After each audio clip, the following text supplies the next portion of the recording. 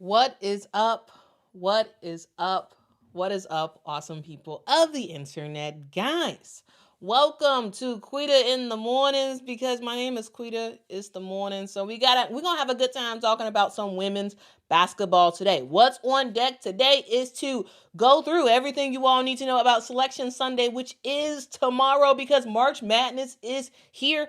We're about to get into the NCAA tournament, and before we do, we got to have the selection show to find out who is in it. So I'm going to tell you everything you need to know about Selection Sunday, the criteria for making the NCAA tournament. We're going to go through some of the teams that have made it so far and just let you all know a little bit of everything that you need to know. So make sure to hop on in as you are joining in. Let me know where y'all are coming from. That'd be really, really awesome. I will get to your comments as we go through the stream.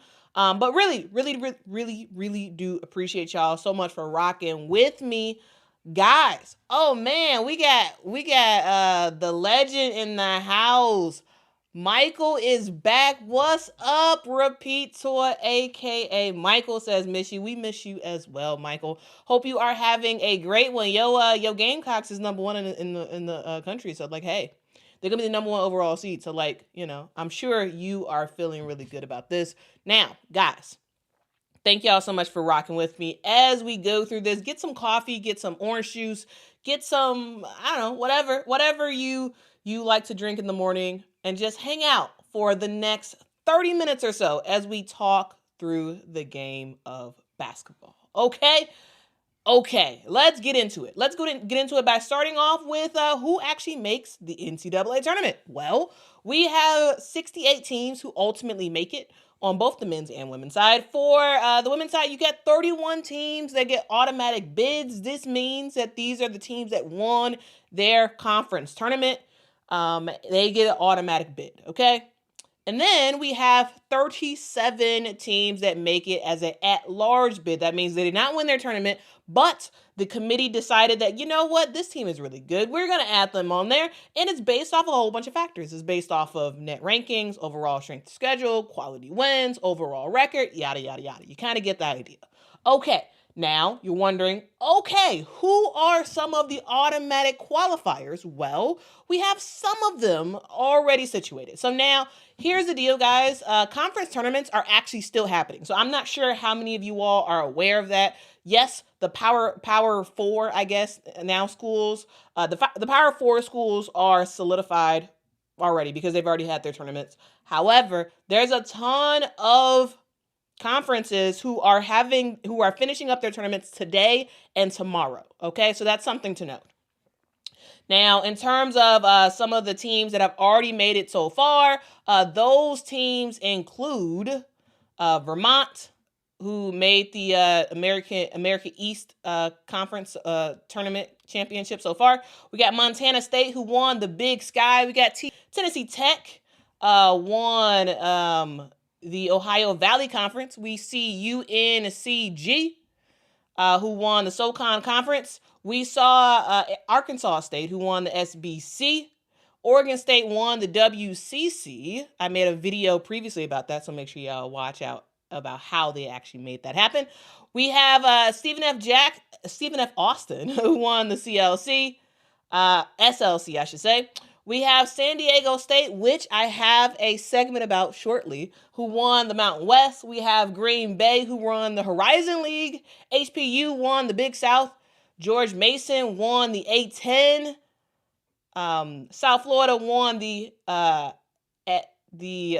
America Conference. We have Duke, who won the ACC. UConn won the Big East. UCLA won the Big Ten. FDU won the NEC.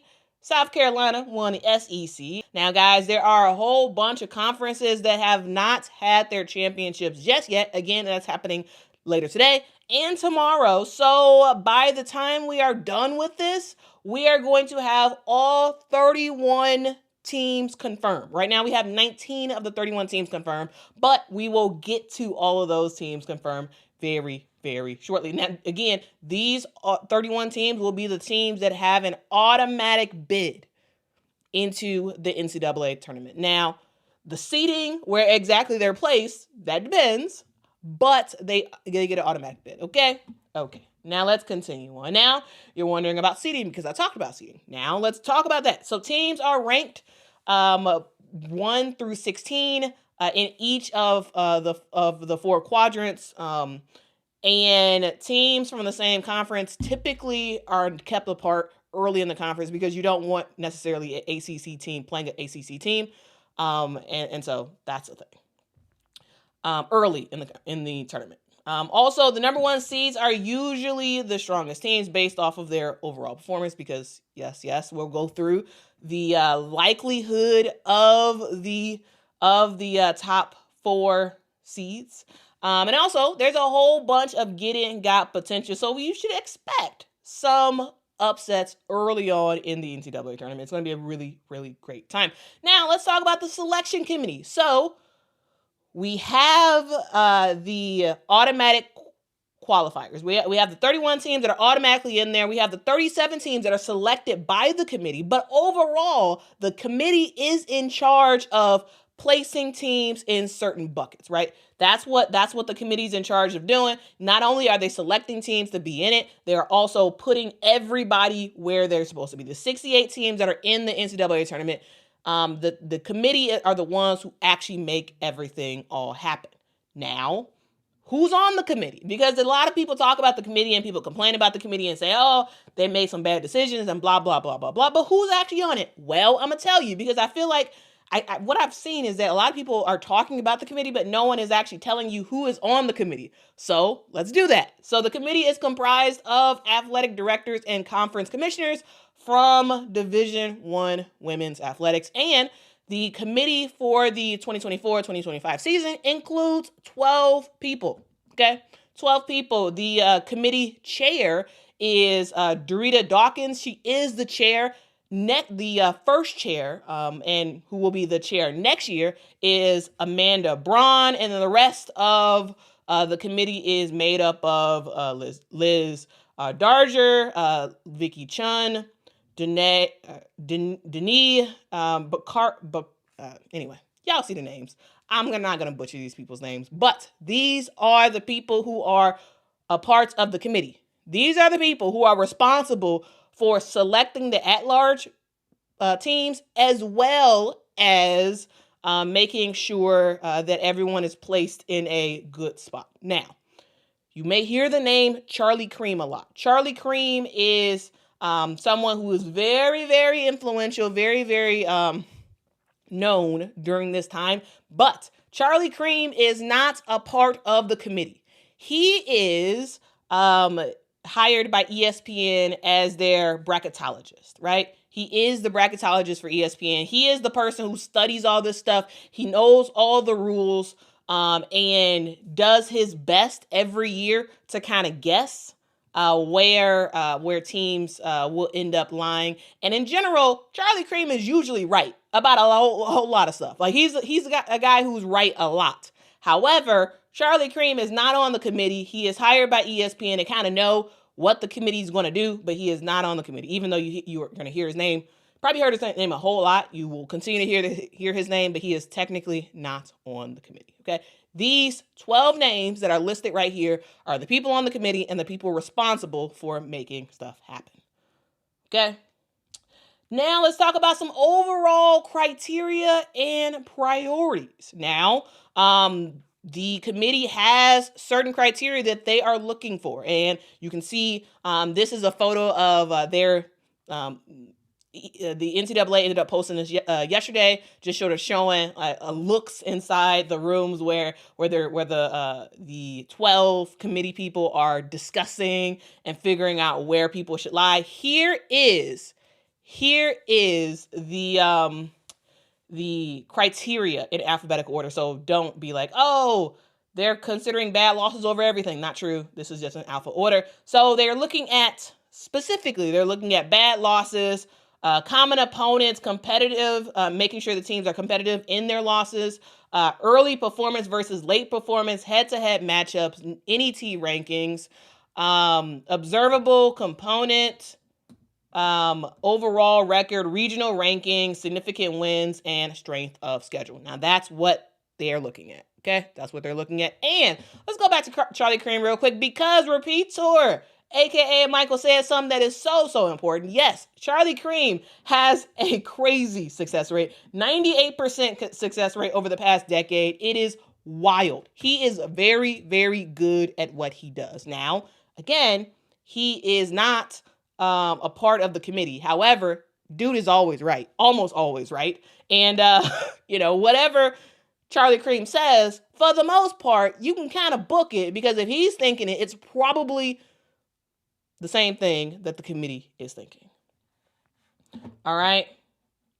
Now, let's continue on and let's get to the most important thing, which is Selection Sunday. It is here. One of the most thrilling times in sports is here. The 2025 NCAA Women's Basketball Tournament is around the corner, and the official Selection Sunday bracket reveal happens tomorrow, March 16th, with a full season of awesome surprises, fun teams, rising stars. This year's tournament is going to be absolutely unforgettable. So, if you're wondering how to watch the Selection Sunday festivities, here's how you can do it. So it happens again tomorrow, March 16th, 2025, at 8 p.m. Eastern time. I know some people get confused when I talk about Central time, so I'm going to try to stay with Eastern time on this. So 8 p.m. Eastern time, the special will appear on ESPN, and you all can rock with it there. Now, after the Selection Sunday special is over, we immediately go into women's bracketology on ESPN, which is sort of like the reasoning behind why teams were selected and all that stuff. They probably will talk with one or two of the committee members during that bracketology special after the reveal has been made. Again, the women's bracketology special is at 9 p.m. Eastern time on ESPN2. So the actual special is on ESPN for 1 hour from 8 to 9 p.m. Eastern time. After that, ESPN2 is where you go for more women's hoops. And that is from 9 to 10, okay?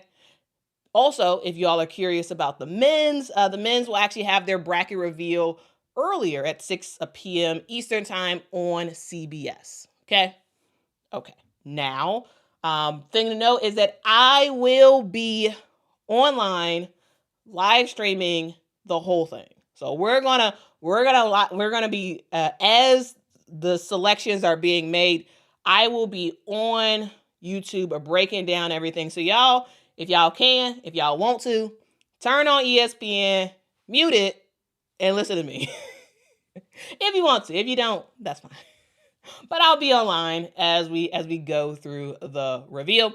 Now, as usual, we'll have the usual suspects when it comes to ESPN women's basketball coverage. You'll hear from Elle Duncan, Andrea Carter, Rebecca Lobo, Carolyn Peck, Holly Rowe. Like, there will be a lot of people. Of course, Charlie Cream will be involved in that as well. So those are the cast of characters that you will see on both ESPN and ESPN2 related to what's happening on Selection Sunday. Now that that's kind of talked about, let's talk about the tournament locations. Now, the tournament locations vary. So the first four, those games will happen on March the 19th and March the 20th, and the locations will be the campus sites of the higher seeded teams. We'll find out again tomorrow who is included in those first four games. We will also see the first and second round selections be made, and those games are actually between March the 21st and March the 22nd. And the locations is based on the top 16 seeds they host. So this is what teams were talking about. I think some people may have gotten confused during some of the games where the commentators were talking about teams wanting to win certain games so that they can host. This is what they mean, okay? So if you are the top 16 seed, you are able to host the first two rounds. That means you are guaranteed to have the first two games of the tournament for your team at home, on home soil, in front of your home crowd, which does help in terms of just eking out a tough win. And so that's something to note. it is very, very important to have a good record and to have a good net rating in general, because you have an opportunity to host, and everybody wants an opportunity to play in front of their home crowd. So first two games, first two rounds, it is hosted by the top 16 seeds. And then we move on to the Sweet 16. And the Sweet 16 and the Elite 8 will happen in two different regions. We'll have the Birmingham Regional and we'll have the Spokane Regional. Birmingham, of course, is in Alabama. Spokane, of course, is in Washington. And they're both happening from March the 28th through March the 31st. Okay? Then we move on to the Final Four, which is all happening in Tampa, Florida. And that should be really fun on April the 4th. And then April the 6th, we will see the national champion be crowned in, again, Tampa, Florida.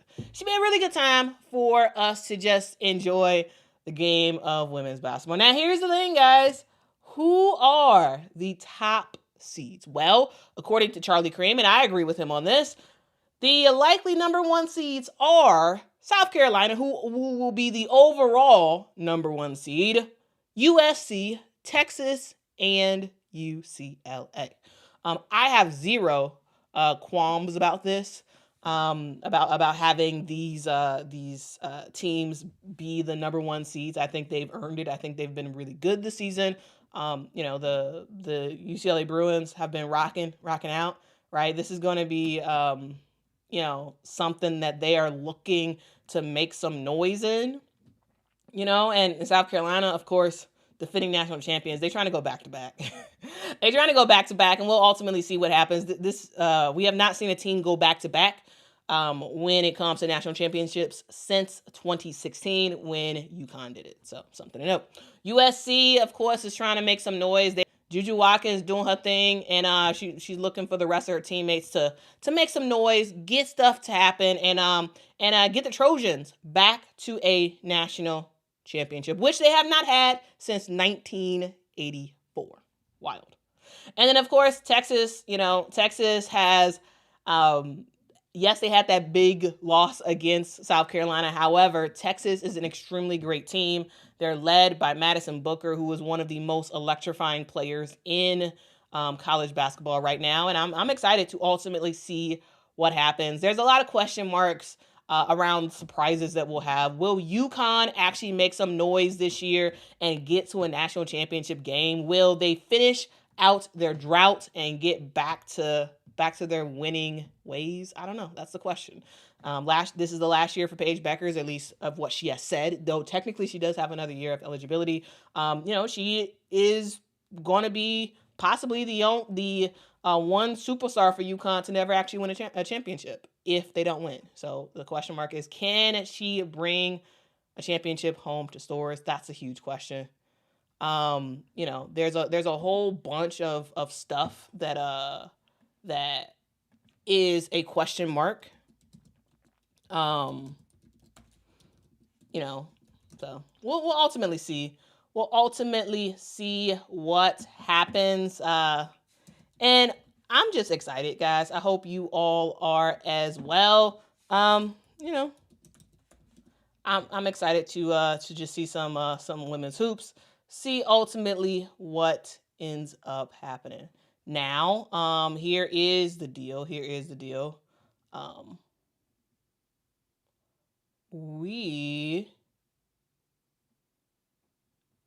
got stuck on something.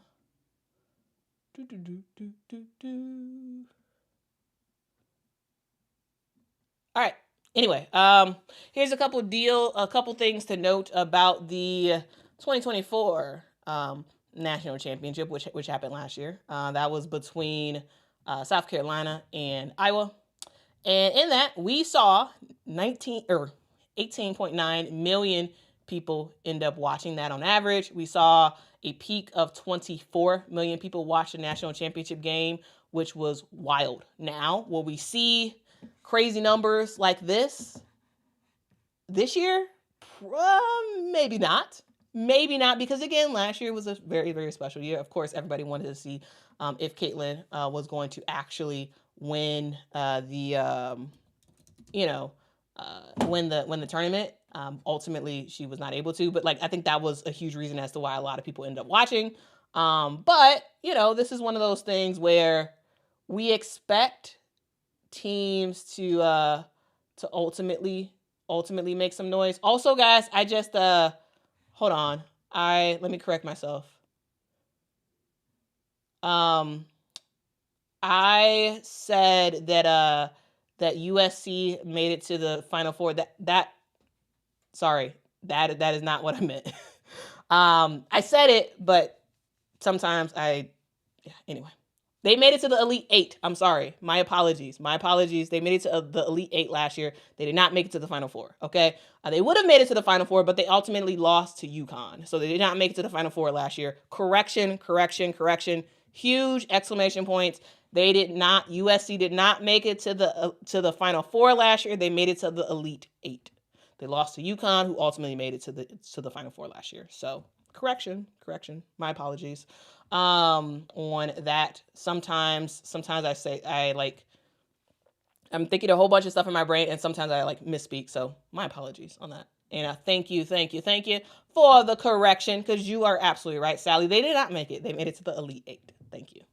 And also, if you're curious about who actually made it to the Final Four last year, it was, of course, Iowa, of course, South Carolina. We also had UConn and NC State make it to the Final Four.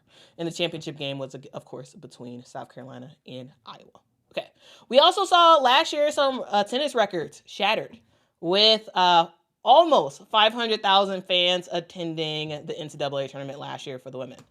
We all know the interest in women's college basketball continues to surge. We've seen increased TV ratings over the last couple of years. We've seen packed arenas.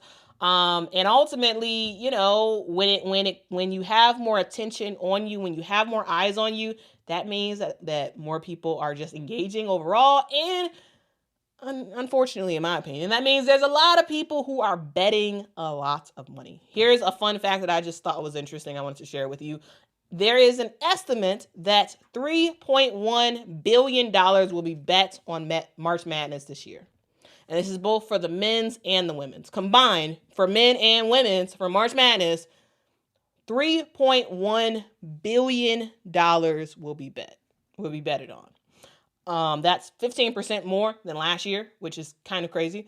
We saw, betting on women's college basketball surge 35% year over year. This is one of those things where betting, people find it fun.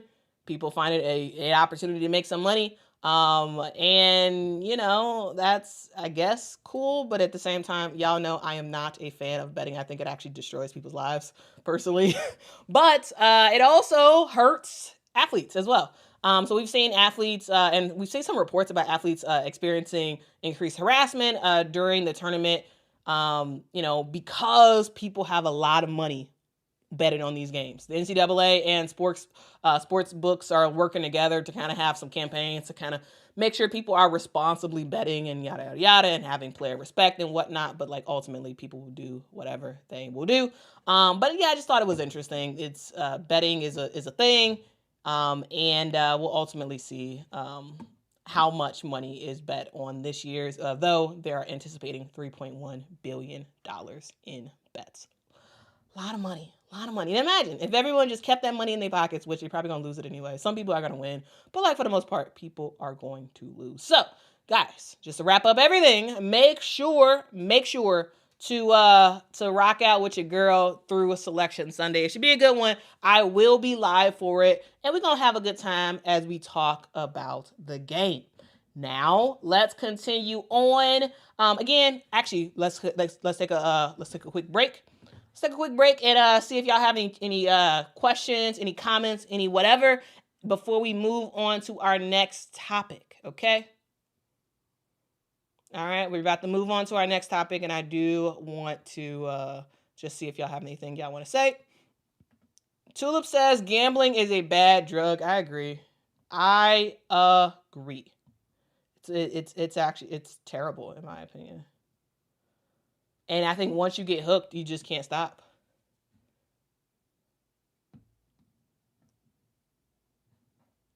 Yeah, if I get stuff wrong, I will absolutely I will absolutely say it for sure. This is a channel that I really want to, like, be a reliable source for factual information, because most of the time you see people, a lot of times you see people talk about women's basketball, especially a lot of like video content people, like, it's not true what people be saying, and so I want to make sure that if I do get something wrong, I immediately correct it, because I don't want anyone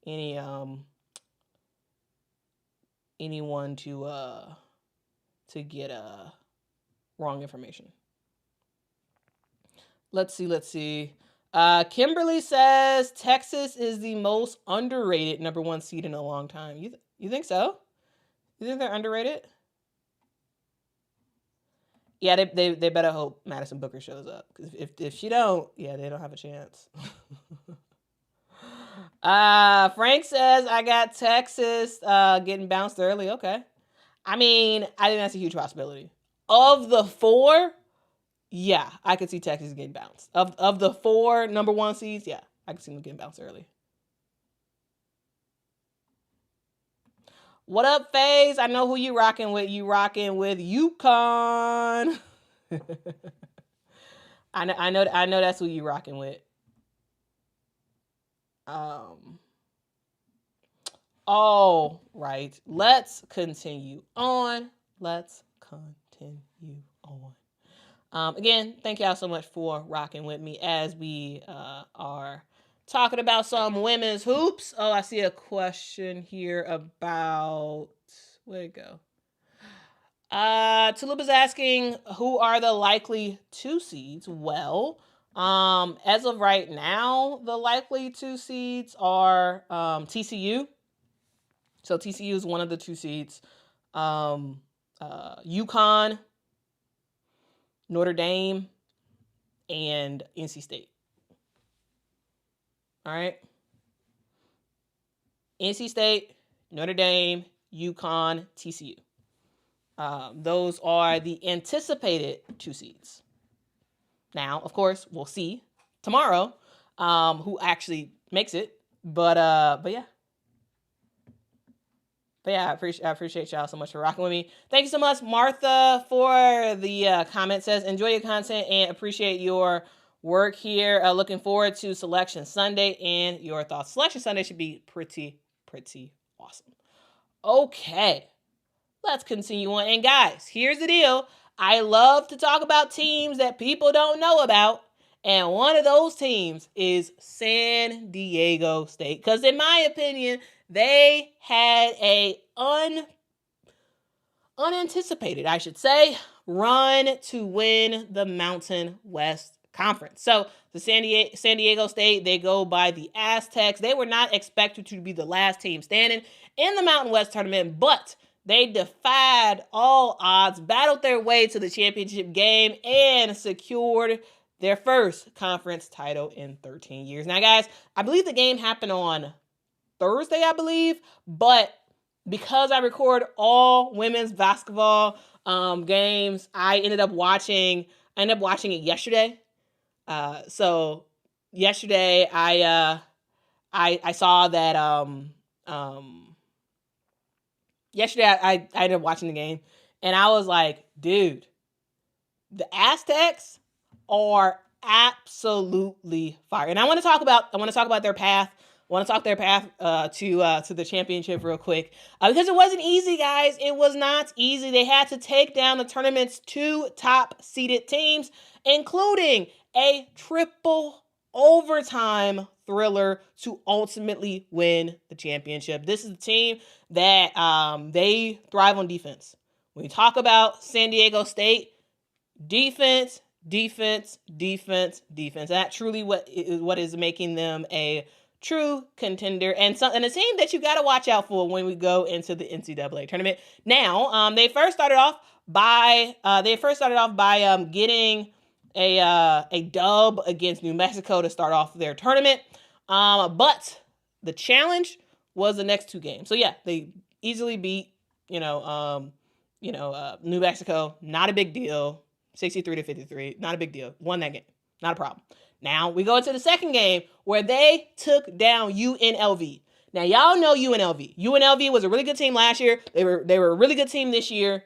And for the second time in a row, second time this season, UNLV got from San Diego State. UNLV, again, they were a team that was ranked. They're a team that has been ranked in the past, right? They're a team that is good. However, the Aztecs, they played some defense and ultimately was able to snap a 3 straight win streak for UNLV. UNLV has won the Mountain West for the last 3 years. Not this year, though, because the Aztecs came in, was like, you know what? We about to sit down on defense. We about to hit our shots, and we about to get a statement victory. The final score was 71-59, where we saw the Aztecs take down the Rebels. And it was a huge statement victory. So they win that game, and then they have an even more challenging game ahead because the finals that happened on, I believe it was Thursday, the finals was an epic battle because we had San Diego State versus Wyoming. So it was I believe the Aztecs was number 4. I believe they were number 4 in their conference, going against the number 2 team in the conference because they just beat the number 1 team. So, okay, they're going against number 2. And we see an absolute battle.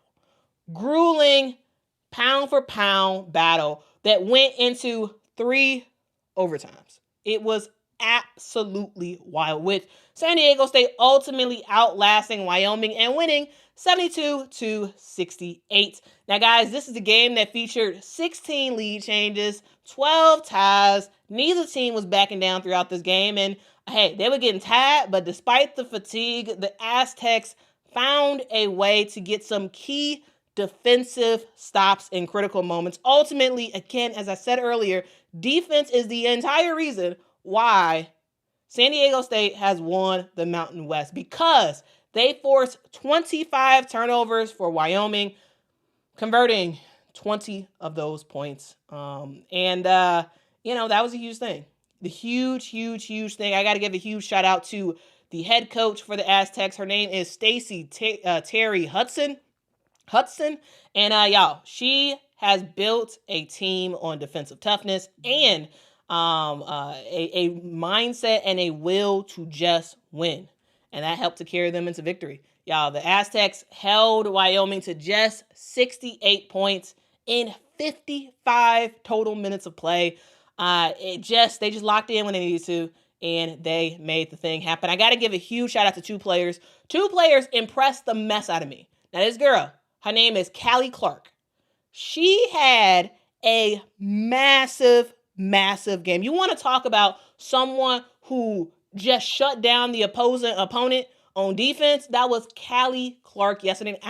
Not yesterday. I believe the game was actually on Thursday. I watched it yesterday. But anyway, she was going against the number one player in the Mountain West. Shut her down. And I don't even believe that Callie even started the game before. But she started in the finals, had 17 rebounds, 6 steals, 3 blocks. She did her big one yesterday.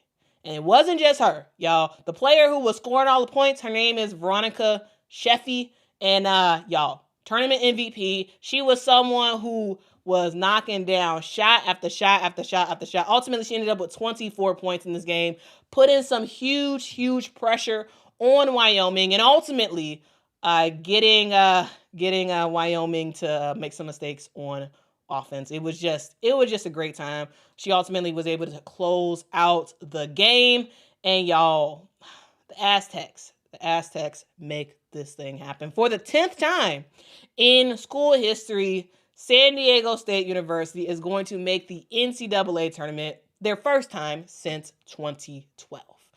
This is a huge step for the program, huge step for their head coach. And I'm just excited, man. We'll see ultimately who they play. We'll ultimately see where they are placed at on Selection Sunday. But I'm going to tell you this.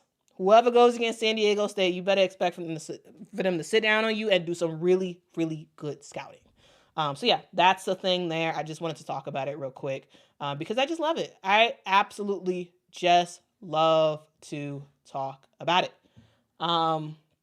Also, guys, I do want to talk real quick about Harmony Turner because Harmony Turner had a fantastic game yesterday. Now, y'all, if you don't know Harmony Turner, you have not been paying attention because all year she has been rocking out with Harvard. Like, she's been dominating the Ivy League, delivering huge performances that belong in the national spotlight. And despite all the numbers, all the great stuff that she's been doing in the Ivy League, she hasn't gotten that much recognition. And here's the thing. She just had a game yesterday, on Friday, in the Ivy Madness semifinals. And Harmony Turner put on an elite show, dropping a record-breaking 44 points to push Harvard over Princeton in a dramatic ending of the game, 70-67. Now, guys, this was a game that, Harvard was down in the third quarter. They were down by 13 points or something like that, and Harmony Turner ended up taking over this game, just showing that, she can put her team on her back and she can make some stuff happen. Here's the deal. Harmony's been doing this all season long. She is the Ivy League Player of the Year. She was, someone who just lit it up all season. 21.6 points a game during the regular season. And on defense, she is no slouch as well. She was averaging 2.8 steals per game as well. Been doing her thing. She has ability to just take over the game. She's had 4 30-point performances this season. And she's been rocking out, man. She has been rocking out, shooting up a storm, grabbing rebounds, getting her teammates involved. And I just love to watch Harmony Turner. I think she's a fun player. I think she is a player who could have gone anywhere. She literally did not have to go to Harvard. She was an extremely talented player coming into college. She made the decision, instead of going to a Power 5, she made the decision to go get her education and still play ball. And she has been lighting it up at Harvard. And here's the deal. This is one of those things where, the Ivy League, for the last, I would say, 2 to 3 years, the Ivy League has been making me stand up and be like, okay, I guess I got to watch y'all. I to be honest with you, I used to ignore the Ivy League. I did. But for the last, 2 years, I've been watching the Ivy League and I've been watching some of these teams, and I'm just like, ooh. My top 3 that I actually pay attention to when it comes to the Ivy League is Princeton, Columbia, and Harvard. Those are the 3 teams I actually pay attention to when it comes to the Ivy League for women's basketball. And Harmony Turner, this girl is a straight up beast. Straight up beast, I tell you. Straight up beast. With this win that they had yesterday, Harvard tied their season record for wins with 23 wins on the season. And they also snapped their 6-game losing streak against Princeton, because Princeton is a top dog when it comes to the Ivy League, right? And Harvard, they always have a hard time going against Princeton, always, because Princeton is really, really good. But Harvard was able to snap that record and make some stuff happen. They are trying their best to get a automatic bid. They do face Columbia. I believe that game is today. I believe they do face Columbia today. And we're gonna find out who gets that automatic bid. But regardless, I do think there's a good chance that 2 teams may come from the Ivy League, because the Ivy League is very competitive. It's a very, very competitive league. And so, at least at the top, I should say, the top teams are actually really good.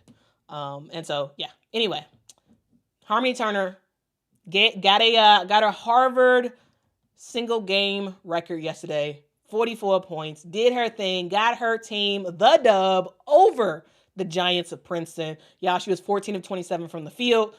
She was 7 of 11 from the three-point line. She was knocking them things down left and right. 9 of 10 from the free throw line. She was doing her thing. So again, shout out to Harmony Turner for being on your big one. Best of luck to you in the finals. And we'll see what happens, man. We will see what happens. Now, guys, that is the stream for today. I do appreciate y'all so much for rocking with me. I hope y'all learned something. I hope this was entertaining. I hope at least it allowed you to, I don't know, ease into your day, ease on down the road as you go throughout your day-to-day. Thank you so much for rocking with me. Again, earlier we talked about just about everything you need to know about Selection Sunday, including who like the qualifications and the people who are on the committees and all that stuff. And then we talked about San Diego State and how they took down two of the best teams in the Mountain West to ultimately get that automatic bid. And we just wrapped up talking about Harmony Turner and how freaking fantastic she is as a player and how smart she is, because y'all, she's going to Harvard. She is going to Harvard, y'all. She is smart. So smart.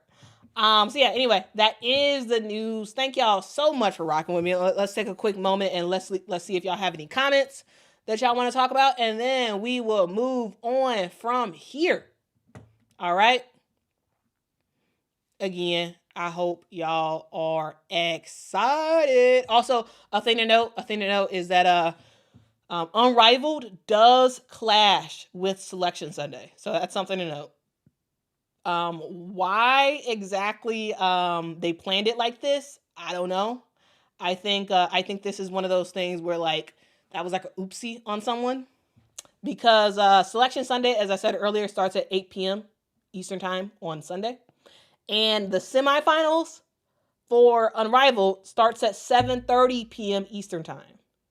It would have been great if they would have pushed that up an hour, maybe 2 hours earlier, so we could have watched Unrivaled and then watched the Selection Sunday. But now you have to choose. Now you have to make a decision whether or not you are going to watch Unrivaled for the semifinals or Selection Sunday. Now, because I can do multi-screen, I will be live talking about Selection Sunday, going through it and whatnot and reacting to it live, while I also will have Unrivaled up. So I'll keep you posted. If y'all just want to rock out with Selection Sunday, I will keep y'all posted about what's happening with Unrivaled. Okay. What's up, honestly? What is up? Hope you are doing well. Sierra says, what? We need a 4-quadrant TV. I mean, just a 2-quadrant TV. But yeah, it's unfortunate. It's unfortunate that they would schedule it that way. I don't understand the logic. I really don't. I really don't understand the logic. Tulip says, who you got for Unrivaled playoffs? I got Laces versus Owls. Finals with Owls winning it all. I agree. Because here's the thing. I said it after the first week. I said it. I think the Laces, a healthy Laces team, is the second best team in Unrivaled.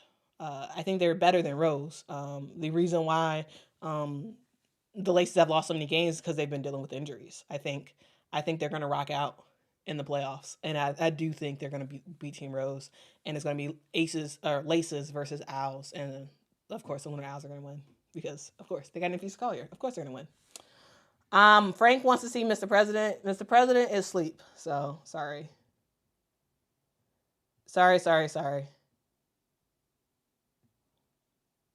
But again, I appreciate y'all so much for rocking with me.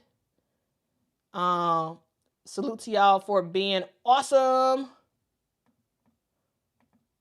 What's up, JB? JB says, good morning, Quita. Good morning, JB. Says, glad I caught some of this stream. Also, great video on the 2020 NCAA tournament that never was. What a Final Four that would have been. That would have been fire. If y'all didn't watch that video, make sure to watch it. Thank you so much, JB, for the plug. But again, appreciate y'all. Y'all have a great day. Yeah. My name is Quita. It's the morning time. I know it's a little bit later than the ones I've been doing this week. I think what we're gonna do is have a general schedule of 7:15 during the week and 8 o'clock during the weekend. Okay, so 7:15 during the week, 8 o'clock during the weekend, Central Time. Central Time. So y'all make sure to keep it posted here. I will have a different topic or topics every day. So rock out with me here, and I appreciate it. Salute to y'all for being awesome. Y'all have a great day. Be kind to someone. Tell somebody that they matter because they do. And if no one has told y'all today that you matter, let me tell you, you matter. You are important, and I'm happy that you are on this earth. Be kind, be respectful, and ultimately, do what you're supposed to do on this earth, guys. Yeah, I love you. Most importantly, guys, Jesus loves you and he wants a relationship with you. Have a great day. Enjoy your awesome Saturday. It's warm out, so I'm about to go for a walk. Y'all have a good one. Bye-bye.